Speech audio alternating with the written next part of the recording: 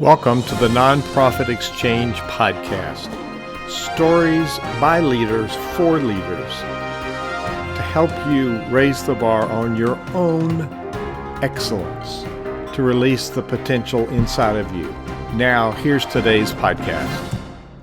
Hello there, this is Hugh Ballou. I'm the founder and president of Center Vision Leadership Foundation. We get Center Vision, it's the synergy of a common vision. It resembles what I did for 40 years as a musical conductor. We build high-performing ensembles. So at Center Vision, we work with nonprofit leaders and clergy, building high-performing teams, implementing their plan, and creating harmony. Speaking of that, boards of directors, that's an interesting group within nonprofits. And there's a lot to be said about boards, but our guest today is Dr. Mary Hiland, and Mary's going to talk about the relationship between the executive and the board. So Mary, welcome to the Nonprofit Exchange, and please tell people a little bit about yourself, and then what's your passion for? Well, thank you, Hugh. Thanks so much for having me. It's very exciting to be here and have this conversation. Well, I've been around in the nonprofit sector for over 40 years. I was an executive for 26 years. I built a very small nonprofit up to a nonprofit with 530 people. After 26 years, I left, and I've been consulting with boards and executives for 18 years. I've served on a board myself for 17 years too. So I've been on both sides of the table.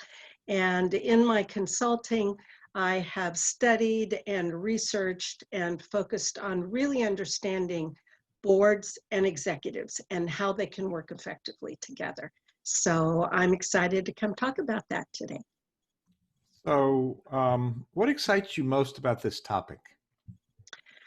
What excites me is the potential that I see in boards of directors. You know, there's a lot of what I call board bashing out there, where people are blaming boards and saying, you know, if I didn't have such a terrible board, I could do better. But there are problems with boards, but I have seen boards have amazing positive impact. And I've seen executives, and I've been an executive, so I know what's possible. And what excites me is the possibilities of unleashing the potential, both for executives and boards, and the power of their partnership. So that's what I love working on. You know, what we talk about with our organizations that we work with is it's the synergy of the leader and the organization. And strong cultures are a reflection of strong leaders. Effective cultures are the mirror image of an effective leader. Optimistic, energized, whatever word you want to use, really the culture is a reflection of the leader. And you're focusing in on the executive director. Now, this could be a pastor, it could be a president of the nonprofit, it could be, you know, a number of different titles, but it's the influencer and their relationship with the board of directors. So speak a little bit about, you know, we want to blame other people.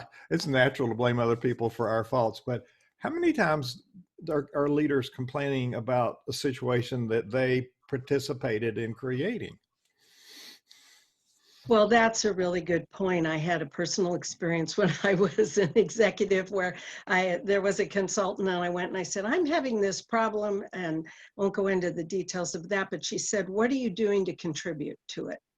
And I think, well, when I see executives, often it's not intentional, but they, number one, aren't really aware of the value that their board can bring.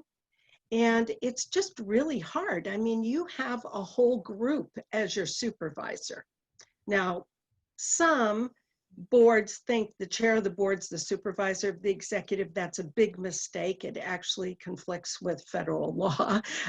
No one person on a board has any authority, but there's an exception, but we won't get into that.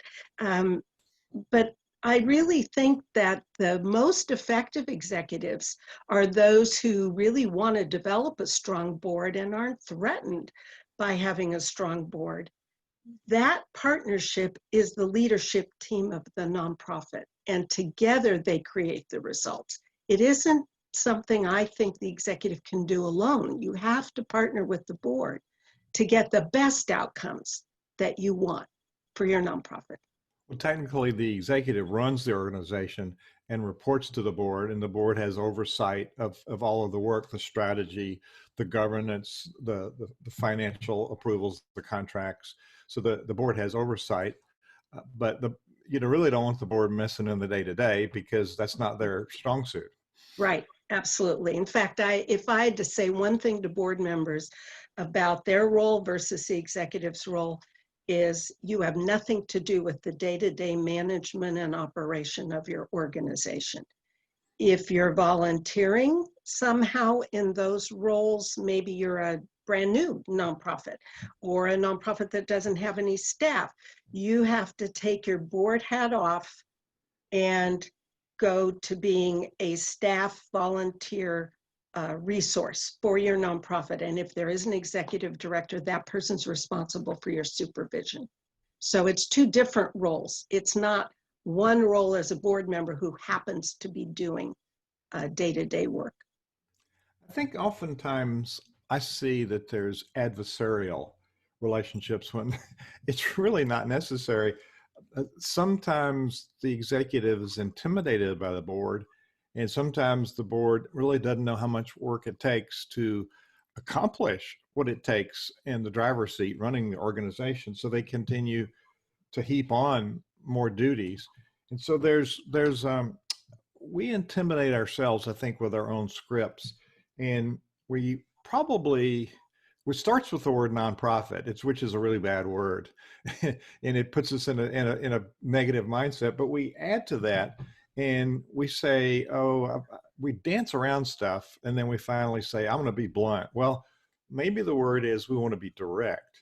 And Mm-hmm. then the executive director shows up and they say, I'm just aggressive. Well, maybe you're just assertive.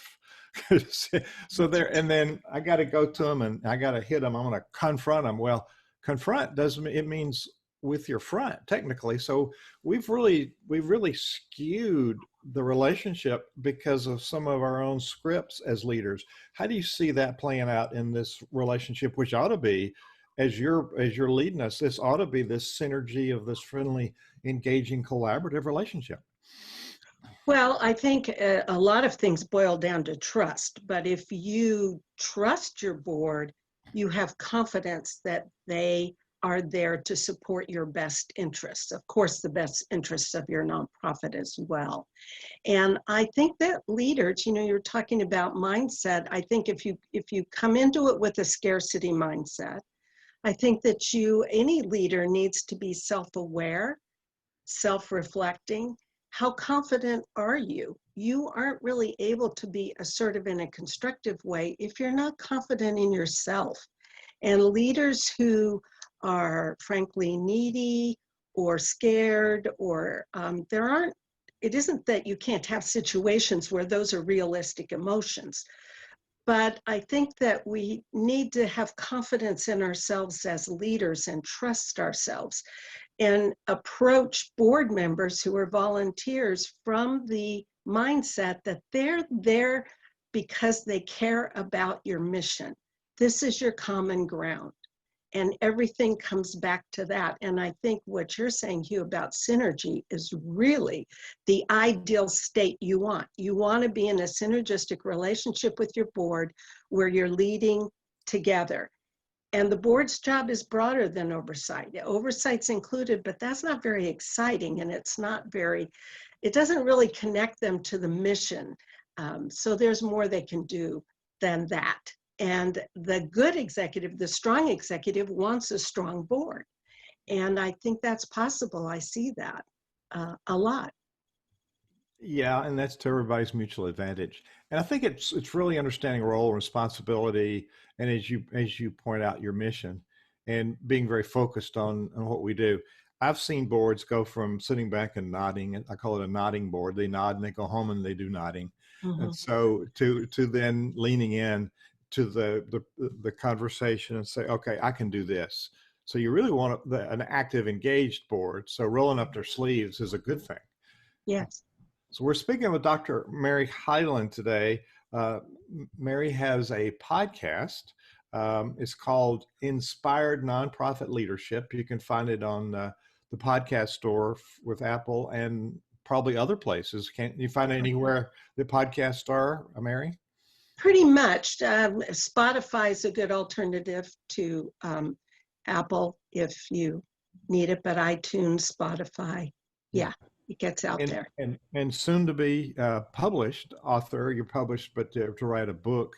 And I see behind you, all around you, there's your what I call visually displayed thinking, and I can relate to that. I use meeting planning that way, and it really helps to stay centered and focused and not lose track of some of the things that are important.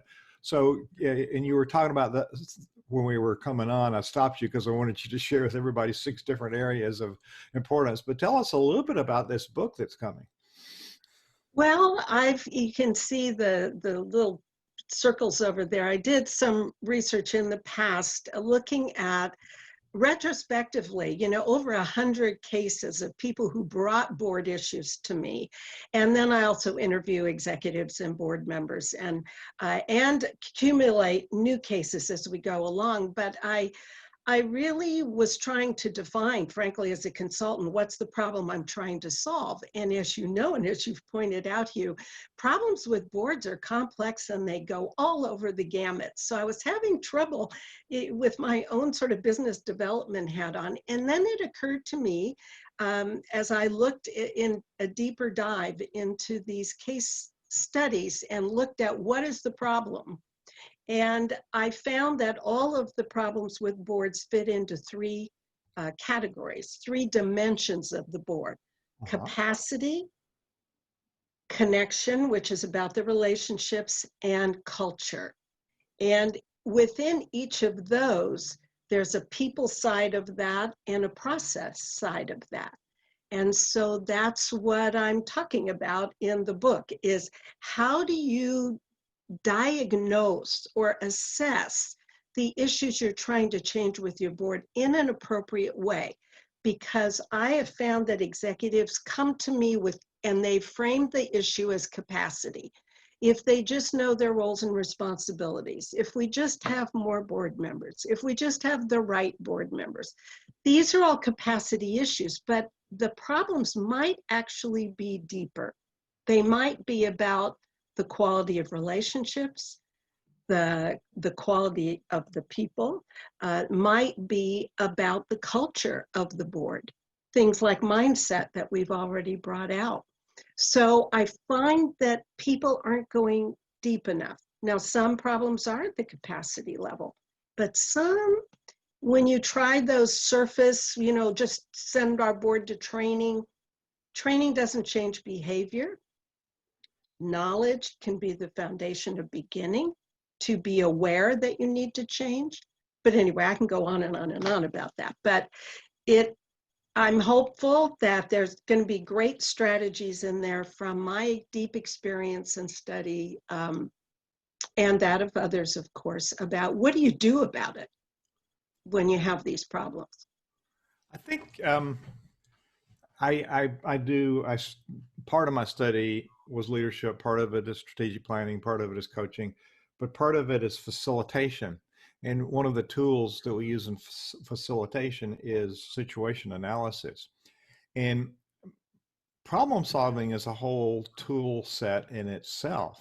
Mm-hmm. And I appreciate you bringing that up. Uh, Sometimes we're not sure what the problem is we're solving.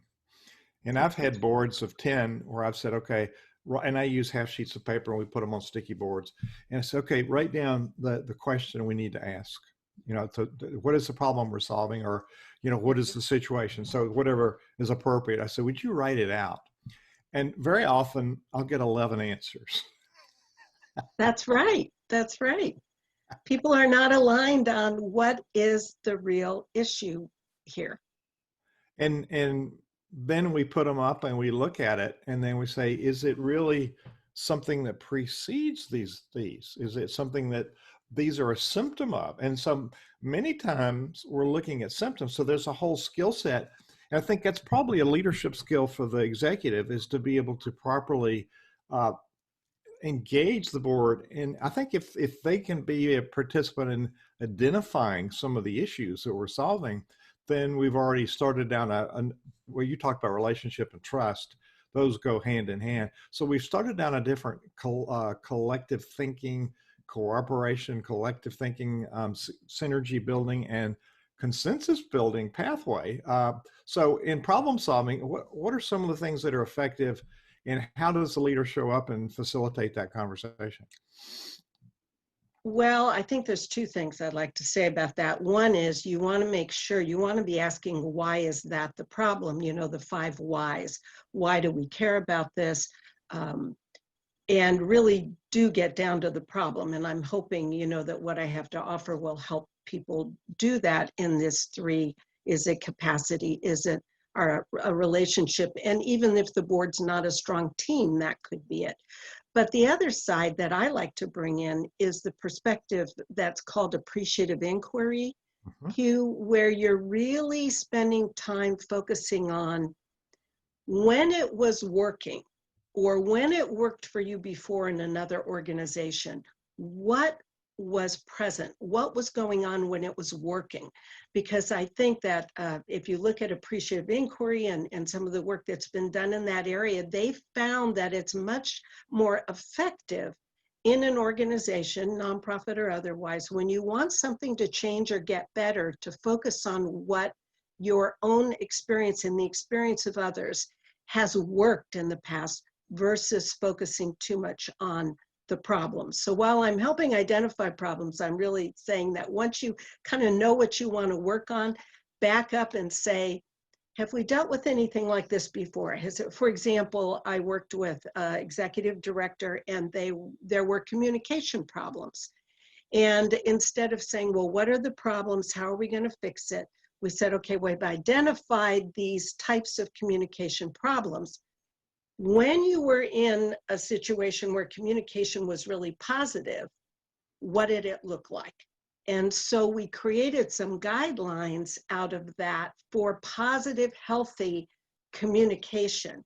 And the guy who invented this approach was asked to come into an organization and solve their sexual harassment incident problem. And he said, I want you to tell me, what do you want to create? He said, don't tell me what the problem is. He said, tell me what you want to create. And they thought about it, and the organization leaders came back and said, we want healthy cross-gender relationships.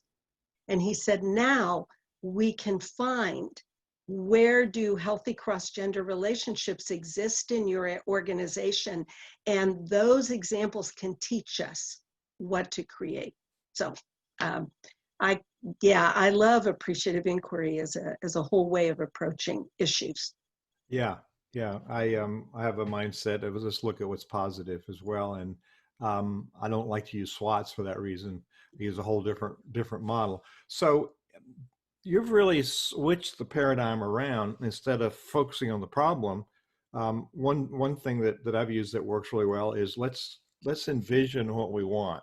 Let's Mm-hmm. envision the ideal situation, and then say, well, what do we need to do to be able to get there? Or what updates or changes do we need to do? Or what do we need to add that we're not doing? So, Right. you know, there's different ways of approaching. I think we really give energy to what we think about, don't we? Yeah. Yeah. And I think if when we think about the board executive relationship, that's exactly the question that I think when you have a new board chair, for example, you want to sit down with them and say, what is a real positive relationship look like to you? You know, how do you envision us working together over the coming year? And I think that those are ways that you build that partnership with your board, is understanding, you've got maybe 12, 15 people. They all have different perspectives. So getting to know them and understanding their views of success can be very helpful to you. I think you should never have lunch alone. You should always be meeting with either your supporters, or your board members. So, yeah, there's a term you used, and that people may not be as familiar with, or lightly familiar with it, that you might add some shape around. Capacity building is a buzzword, and you Hmm. spoke of capacity, not only board capacity, but in other way. So, speak a little bit about capacity. What does that mean, and why is that important? Well, capacity is important to nonprofits because if you don't have any, you can't get anything done. I mean, we form organizations because we can't accomplish something alone. So the implication of that at its very basic level is we need more capacity. We need more people. But capacity also is about your processes and systems that you have in place. You know, if you have to reinvent things all the time, if you aren't implementing things in a way that's really working for you, you're burning up capacity, you're reinventing the wheel, all these kinds of things. So I think we often think of capacity in nonprofits as just the people side of things, having the right people on the bus, to quote Jim Collins, in the right seats. That's true for your board, but it's true for your whole organization. Then you have, so going deeper on the personal side, you have personal capacity. And it gets back to what you opened up with you in terms of executives sacrificing themselves. This doesn't serve anyone. We know that if you, that Harvard, they did a study in some banks and they found out that people in the bank, the employees who engaged in self-renewing practices, and they taught them what they were, and I don't want to go off on that, but there are self-renewing practices that deal with your uh, mental status, your emotional status, your spiritual status, things that you can do to energize yourself, because you can build your energy. You can't get more time, but you can get more energy. And as they renewed and went home at 5 o'clock and didn't work late, meditated, exercised, all these things that very busy executives sometimes tell themselves, because I hear it, I don't have time for that. I don't have time for that. Those folks were more productive on the job than the ones that didn't do those practices. So it's a real myth that taking care of yourself is taking time away. No, because taking care of yourself builds your capacity by building your energy to bring to the work you need to do. So, Oh, that's great. so important. That is so great. That is so great.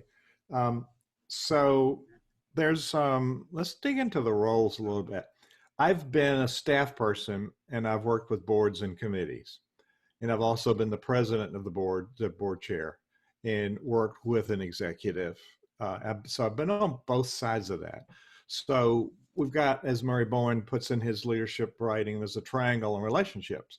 And so the person that really runs the meeting is the committee chair or the board chair president, the person that's the volunteer in the seat that's charged with facilitating the meeting. So the part you just talked about was always critical for me as a staff person to meet in between meetings with that person, and to scope out what's going on in between meetings, and to scope out how the meeting's going to run and how we're going to play together in that meeting. So that's an essential relationship. So speak a little bit about those distinctive roles and how those function together, and maybe some ways to we're going to have conflict. It's a sign of energy. But how do we manage the things that don't go right when we have a skip on our step, or a trip on our step, rather? Okay. Well, those are two very big questions. Yeah. So first one, let's go back to the roles, if you don't mind. So I'm going to back up a little bit and elaborate a little more about the overall role of the board. I frankly think there's a good book out there written by a Harvard guy and associates called Governance as Leadership. It's been around for a while. It's really good. I recommend it. But I, frankly, after all my studies, my doctoral work was all on this whole thing, I think governance is leadership, and this is how. So when you think about the role of the board, it isn't just oversight, that's one, but there's four, my doctoral studies in leadership, I've kind of boiled it down to four functions that leaders have. One is to envision the future. And under this is all your planning, looking at your market, and you do have a market as a nonprofit, considering strategic partnerships, things like that. So that's one of the functions of the board, is to envision the future. But you do that with your executive because they are the thought leader in your field. They know your nonprofit better than anyone sitting on the board. They know the strategies you're using to have impact for your mission. So you have to do this together. The second thing, and this creates tension, but I think one key thing to recognize conflict is first to recognize where there are ambiguities and tension in the situations you're in and in the roles you're in, and you just have to acknowledge it and work it out together, is you have to know the reality of your nonprofit and agree on how you're going to respond to that. And under that comes the board's responsibility to ensure there's resources to advance the mission. This is where the oversight role fits. This is where supporting and overseeing and evaluating your executive sits. You got to know reality and respond. But you got a tension here between, oh, here's the future we want to create, that vision you talked about earlier, Hugh, and here's where we are. So you got to figure out together, how do we get from here to there? The third leadership function is to inspire and engage others to act. You're not leading if you don't have any followers. So this is critical for board members, and they can really leverage themselves to build the social capital of your nonprofit. This is where you as an executive, what you can do alone is just multiplied when you have a board working with you out in the community to inspire and engage others, being ambassadors, being advocates. So that's important too, and that's not oversight, and that's fun, frankly, and marketing and things like that can be there. The fourth bucket is one that we don't think about very often, and that's, we did talk about it earlier for executives, that's a self-reflection and self-management. And in this area of leadership belongs all of the board's self-management. And I don't think boards, frankly, pay enough attention to this or do it very well. What's your system for recruiting that's effective? How are you orienting your board members? How are you structuring yourself, and how are you using your strategic plan to decide the important work of the board? So I know I got off on that instead of relationship, but if your board understands this, if the board understands these key roles, and it's not day to day, then I think you work it out together in the areas where you have shared leadership, because there is shared leadership. There's shared leadership on envisioning the future. There's shared leadership on relationship building, in being out in the community and being a spokesperson. There's a lot of shared leadership, and that can be where tension arises, because you're not being clear with each other about your roles, about your responsibilities and your authority, and the boundaries that you need to create so you're not stepping on each other's toes. So I'll stop there. I know No, that's really, no, that's really good stuff. I'd like to share with people that we do transcribe these interviews. So there's a whole lot of stuff that went by there that's really important stuff. So if you go to the Nonprofit Exchange, THE, nonprofitexchange.org, and then click on this episode, or if it's, I don't know when you're listening to the podcast, it might be another year than 2020 that we're in now, but you can click at the bottom of that page. There's a link to previous videos, and then you can find this episode, and it's really worth looking at the transcription, because there's a lot of really good stuff. And Mary, we'll share with people that you and I met 23 hours ago. Yes. And my guest for today ended up in the hospital with something you might have heard of, COVID, and so he said, I just can't do it. I said, oh, really? I guess not. And I said, Mary, what are you doing tomorrow? And you said, what? So thank you for being here. Mary is obviously an expert on leadership, and you used the word a whole lot in that explanation that I find people really don't understand very much, and that's the word leadership.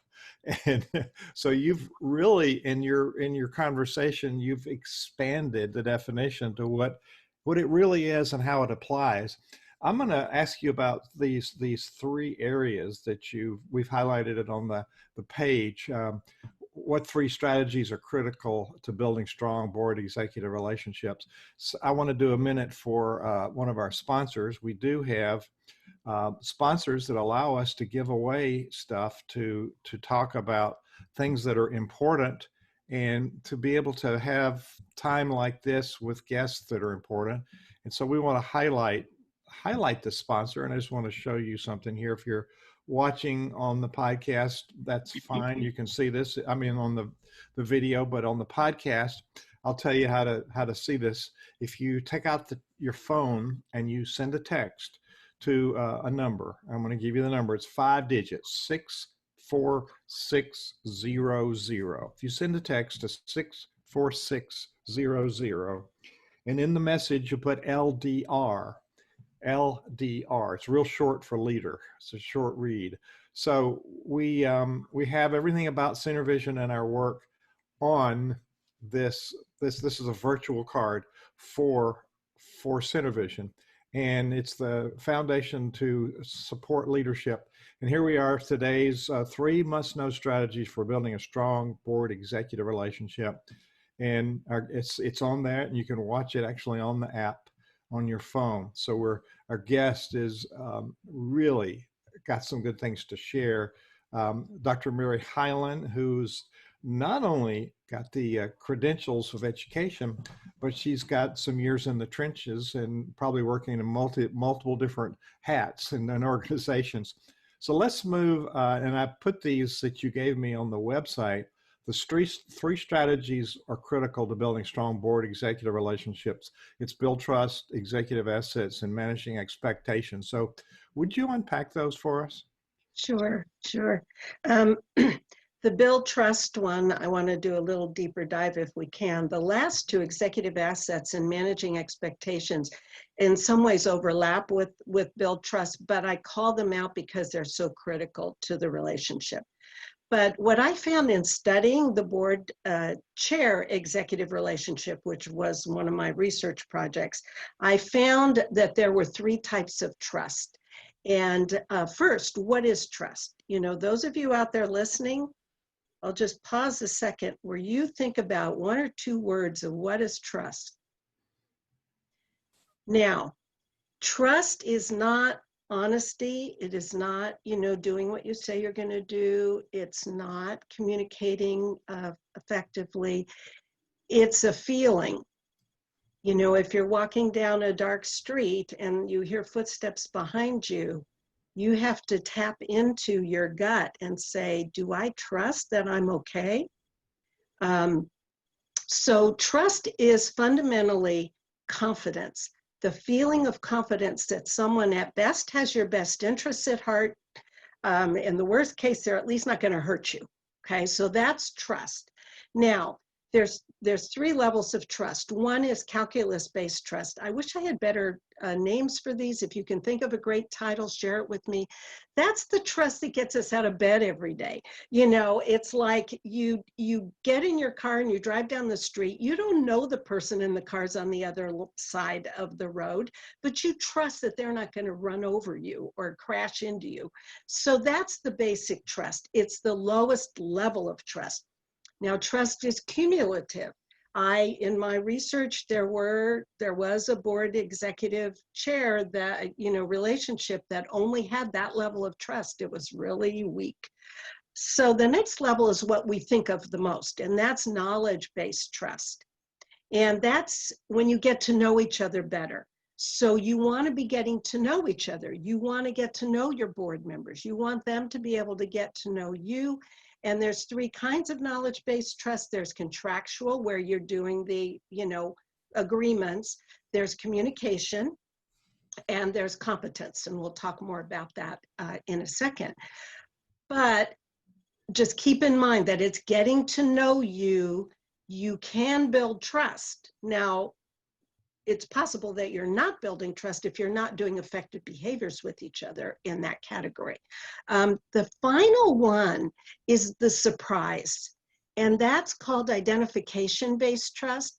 And we often think sometimes that being professional is not being personal, Okay, now, of course, we're talking about appropriately personal people, but the pairs in my research of the board chairs and the executives that had the strongest, most impactful relationships in all kinds of ways for their nonprofit had strong identification-based trust.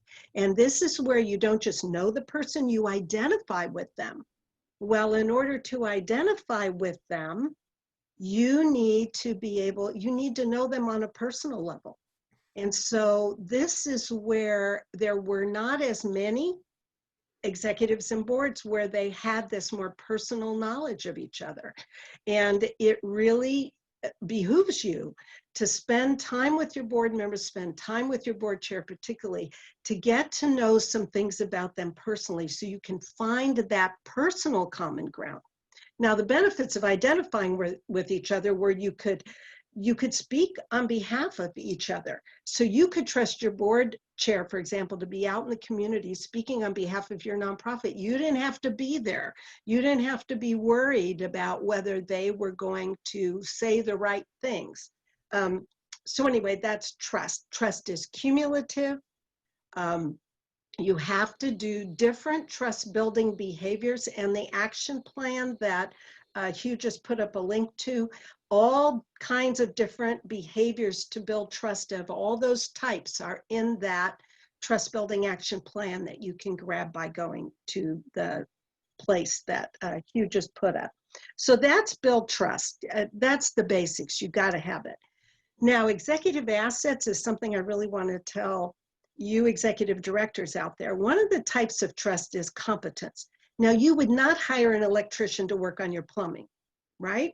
Yeah. Because they're not competent to work on your plumbing, they're competent to work on electricity. So this relates to competence-based trust, but you are going to have a stronger relationship with your board if every board member knows what assets you are bringing to the job.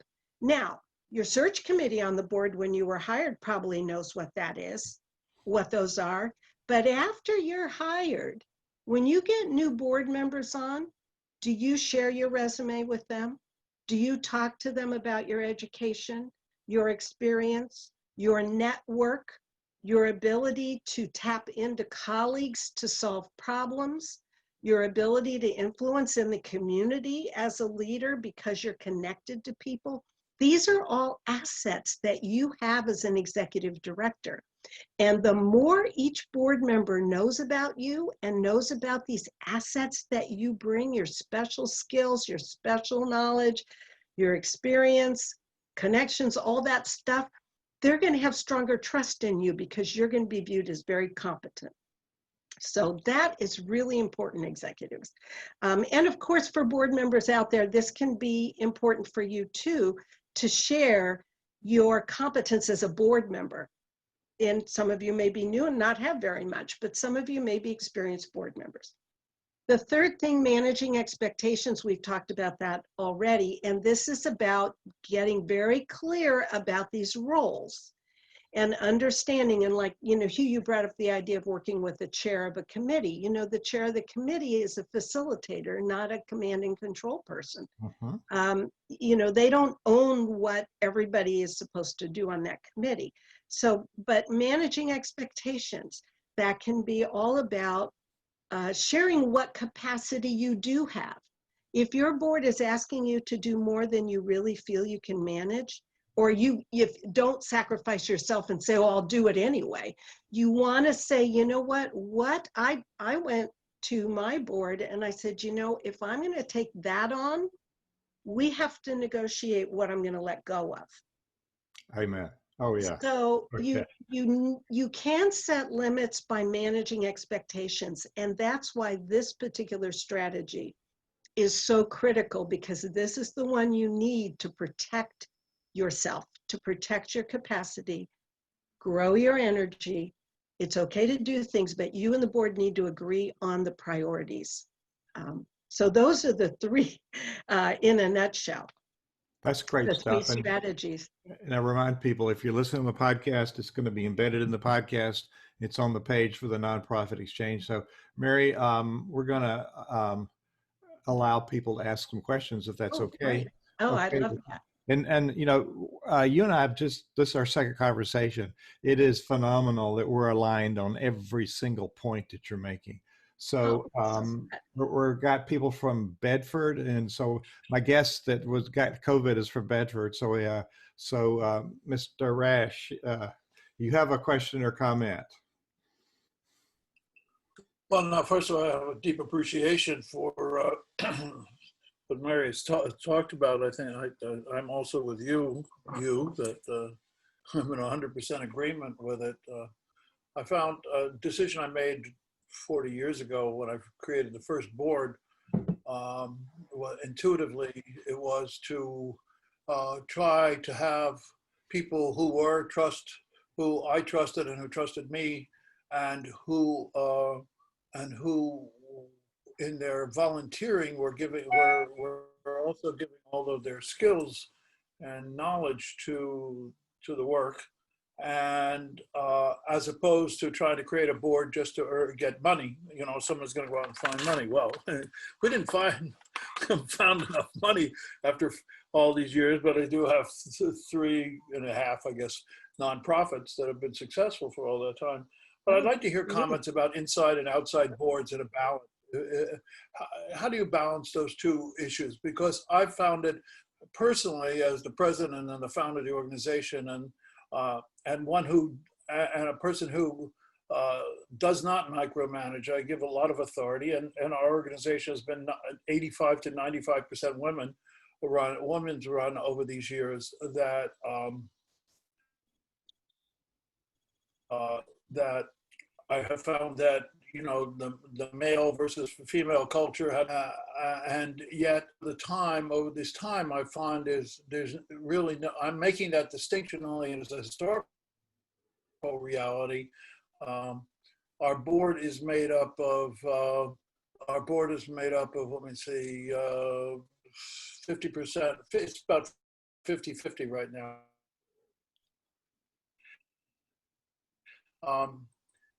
We've been in, but the board has not been a board that's active in bringing in income. And I wonder if you could talk about inside versus out, or what I call inside versus outside board.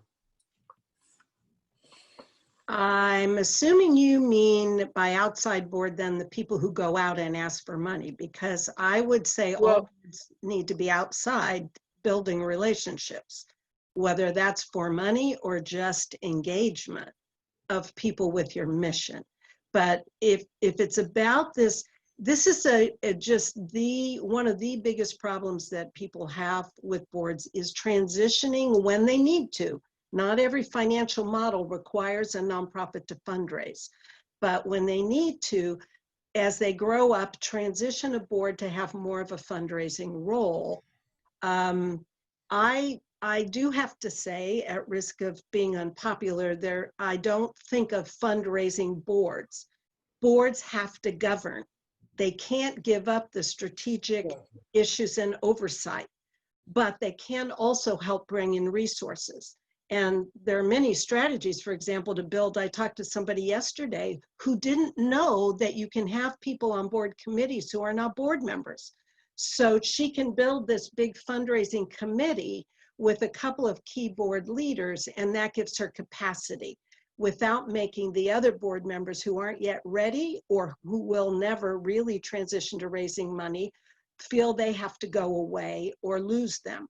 So I think the key first step to creating a board that is starting to fundraise or transitioning to that is to get some leadership on the board. And I'm talking about true facilitative leadership, where they can appreciate where everyone is in fundraising and tap into people's potential, empower them, coach them, honor them around the fears people have about asking for money. But the fact is 90% of the way boards add value in raising money is by building relationships. Has nothing to do with asking for the money. It has everything to do with networking and building relationships and introducing people to your mission. The money will flow. That's a good setup.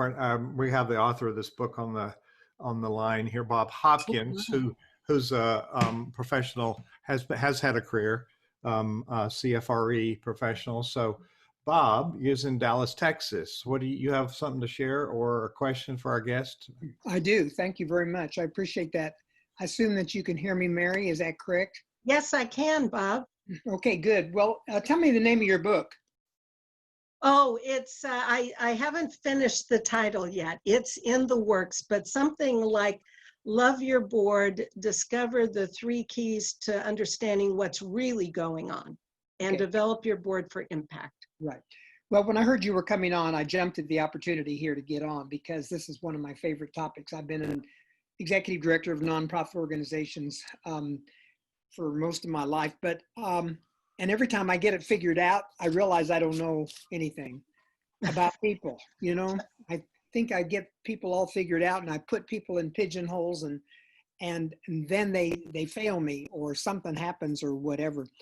But I do love what you have to say, and I can't wait Oh, to thank you. have you finish your book so that I can get a copy of it. You know, I've been involved with this topic probably for 40 years, but my first book that I read was the board members book, and this wasn't very big, but it was kind of my guide in 1980 when I started my first job. And Arthur Franzreb, I don't know if you know that name or not. Mm-mm. He wrote the book "Not on This Board You Don't," and Oh, love that title. I know exactly, and he got a lot of attention through that. But you know, I started out with a nonprofit organization. And it's in my book. There's 10 pages in my book about this experience. It was called a disease called neurofibromatosis. And I didn't have many board members. I had 7.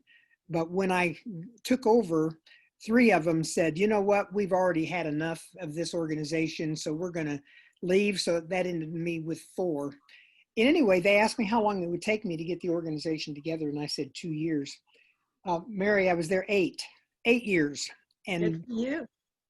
And so that's when I decided that, you know, I kind of had this thing together, and it would be okay if I left because it might survive.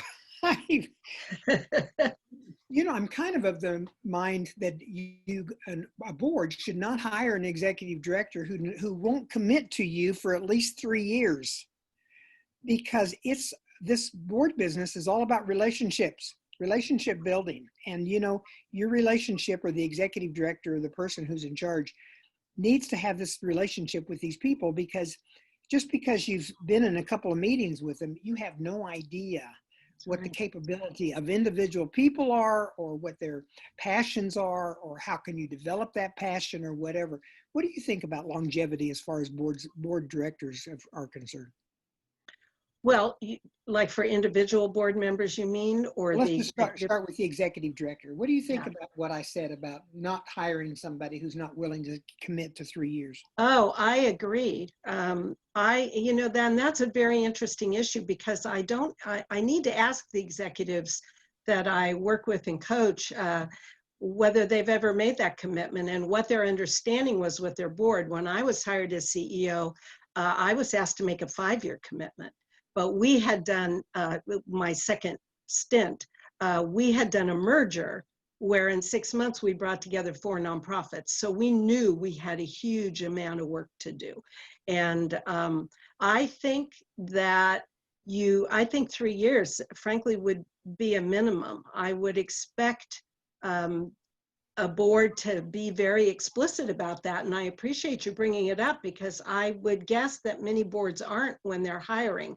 So executives, you need to think about that. You need to think about, what are you going to communicate to the board you may be interviewing with about what kind of commitments you're willing to make. Of course, we all know that we don't control anybody. You know, it's not like these are legally binding agreements, but I think this is all part of managing expectations. You know, if you're coming in and being hired and the board is thinking, oh, this guy's going to be here for, 10 years, and you're thinking, well, I'm going to turn this around and escape in 3 years, that's not managing expectations together. So, but it brings up another thing, Bob, which is about the board chair, because I've spent a lot of time looking at that role. And I personally think that there's no research out there to support it that I'm aware of, but I think the board chairs should be in their roles at least 2 years. because I think that, you know, when you think about the executive starting all over again year after year after year, and it just doesn't work.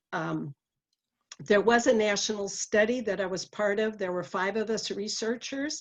The first ever study in the United States on board chairs where board chairs were asked to respond. All the other studies were about board members talking about board chairs or executives talking about board chairs.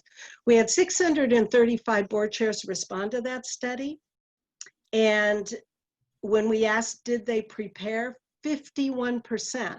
You know, we all know this, but this was actually research confirmed. 51% said they did nothing to prepare. So I know I got off on your topic there, but I think that this is such a critical leadership role that we need to do more board leadership development on our boards, and we also need to have that board chair a little longer. And I agree that partnership then with the executive who's also committed to be there for a while, then you can have this powerful relationship synergy to lead your organization and make some real progress. Right. Well, Well, I agree with that second issue that you talked about, people being a board chair for 2 years. I was on a board in the 90s on 2 different boards, and where I realized after I had finished 1 year that that wasn't really enough time. And so I asked my board, please elect me for another year because we're not finished doing what we're doing now. Yeah. And you know what? Since then, since the 90s, both of those boards have done 2-year stints for each of their board chairs. Good, good. And so thank you for telling everybody that topic, because it's not a 1-year deal. No. it didn't. And Bob is Sheik Rashid. They major influencers and have done many projects with many boards in many places. So there's a model that I think works really well. I've just rotated off of one where you have a cycle where the president-elect, vice president has a 2-year ramp up. So, and then they're elected to be the president for 2 years, and then they're the past president. So you got some fresh energy, but they've got a little bit of time to figure it out, because 1 year is not enough time to figure out the board. And it's certainly not enough time to figure out how to be the chair or the president of the board. And then it takes you a little while to get into your stride. And then you can be useful to the next person as the past chair with some information, because you hold a lot of information that may not be written down everywhere. That's right. So is No, that excessive? Is that okay? Yeah, no, I think the board chair, I find that having the chair-elect, not, you know, I mean, I've been on some boards where the chair-elect starts 4 years before they become chair. That I don't agree with. I don't agree you have to be treasurer or secretary, but, you know, no. But I absolutely agree that a chair-elect role, where you're the chair-elect for a year and you're being mentored in that role, some of that came out in our study, that mentoring was the one thing board chairs wished they had before they stepped into that role from their peers or from someone who had been in that role before. So that model is really something all nonprofits, I think, should be doing, for sure. Absolutely, because I find with new board members, they're honored and excited, and they get in there and then they say, "Oh, I don't know what I'm doing." Even if you do an orientation, there's the confidence piece, and really, you look around and you don't have the relationship piece that you talked about. So I love the way you present leadership, and underneath that is relationship. So that's a foundation. It's also the foundation for communications, and as we know, the foundation for raising money. So there's a continuity of people connecting with people, because we're there because we share a common passion for what Bob is so skilled at is philanthropy, the love of humankind. So we are showing up as philanthropists with our time, our talent, and our money. So it's really, we got time for one more question. Is there a question I did not ask you or they did not ask you that you'd like to respond and ask yourself? So I was, the way you said that, I thought maybe you were inviting the audience for one more question. No, go for it. Is there one more thing you want to talk about that we didn't ask you?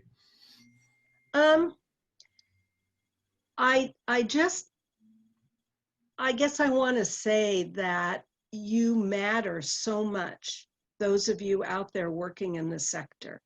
And I think that it comes back to what I said about capacity, that we need to shift the culture in our sector from this scarcity mindset so that we all value investing in each other, investing in our boards. I want to have a call to action to all you executives out there. Invest in your relationships with your board. You should be spending 20% of your time on your board, with your board, developing your board, building relationships with your board. I know we didn't talk about that, but if you don't feel you have that time, then you've got to do something else. We have to invest in building these relationships, in building our capacity to have these relationships. So we have to be realistic about what we can and cannot do. I remember when I was negotiating contracts as an executive, the county would just say, well, and other nonprofits would say, well, we have to do more with less. Excuse me, I will not swear on this broadcast, but I feel very strongly about that concept. You cannot do more with less unless you're inefficient and ineffective to begin with, and then maybe you can. So you got to work on that. But this is about getting realistic as a sector about what we can do effectively. Our focus should be on quality, not our quantity of hours and work. It should be on the quality of what we're able to produce with and for each other. So I guess that wasn't so much a question as it was my passion for saying how much I love all of you out there. I love executives. I love boards, people who really care about making a difference in the world. What could be better than that? Love it. Love it. I'm going to do another sponsor moment, then I'll come back to you to say and ask you, what's one thing you would encourage people to do differently after this? You've given us a whole lot to think about, but I want to share this sponsor moment is our own Center Vision Leadership community. And we do teaching podcasts every now and then, and we're going to do a webinar that's really a teaching webinar.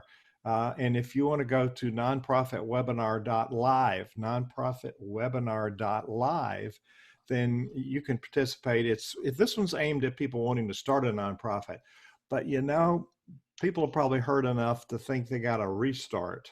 There may be some things they've skipped over. So I'm going to share the 10 top reasons nonprofits fail or are challenged, and then give you the 5 essential tools that you need to build.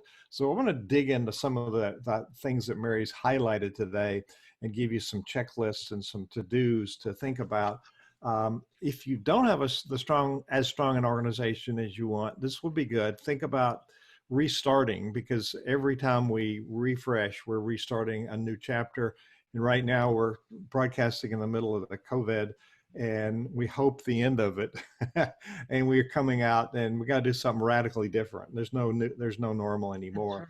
So Mary, you do have a gift, and it's her name is Hiland, Hiland, and it's Hiland Consulting, HILAND consulting.org.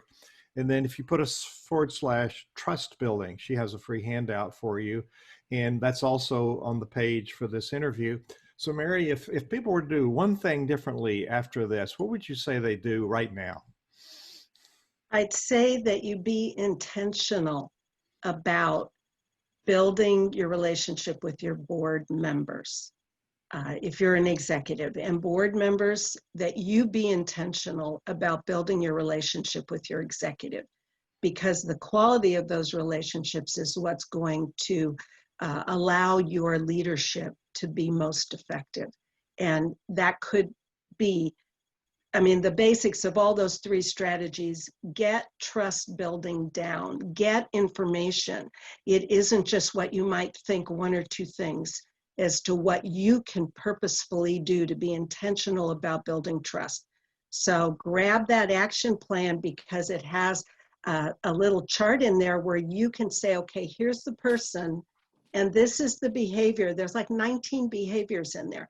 These are the behaviors I'm going to do with that person. So you have an intentional strategy for how you're building trust with everyone. because the more diverse strategies you use, the stronger the trust will be. But anyway, do something intentional about building relationship with your board or your exec. Wise words among many wise words. This was so valuable today. Mary Hiland at hilandconsulting.org, Hiland. That's where you can find her. So thank you for sharing a wealth of information with our friends today. Thank you so much, Hugh. This was great. It was really fun and interesting experience to have this dialogue with you. Thank you.